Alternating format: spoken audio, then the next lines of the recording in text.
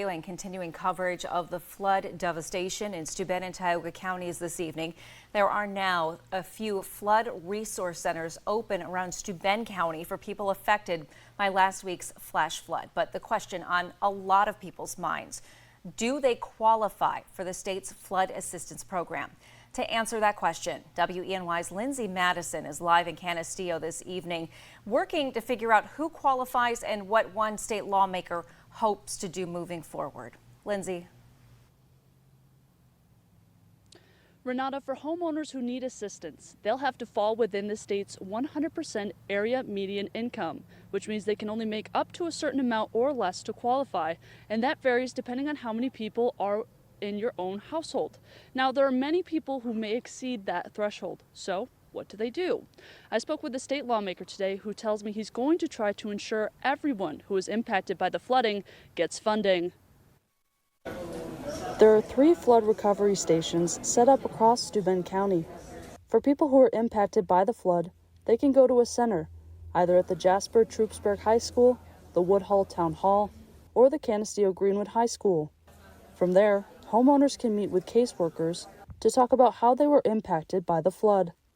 We have a group of caseworkers from various different human service agencies that are here today, and they are taking intake forms for eligibility for future funding. So as programs come down from either the state or local programs, they'll be allowed to connect up the resident with the proper program that's going to help them the most. On Sunday, Governor Kathy Hochul announced a home and community renewal program to help people impacted by the flood. However, depending on your household size, it would determine if you're eligible or not, depending on the 100% median area income, as well as other factors. Assemblyman Phil Palmisano says, now that there's stipulations on who qualifies, it's very problematic. There are families and businesses that have been crushed by this flooding, farmers, families, businesses, everybody, and they need to have the support of the state of New York and certainly the federal government as well. But we need direct assistance grants to these individuals, to these homeowners.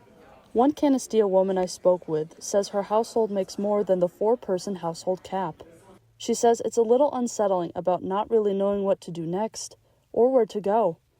She says for now, she's going to spend time with her family and continue to reach out to whoever may be able to help.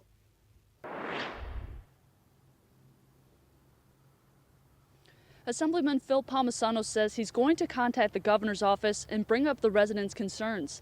He says the assistance program needs to be inclusive, not exclusive, for everyone who needs the help. Reporting live from Canisteo, Lindsay Madison, WENY News.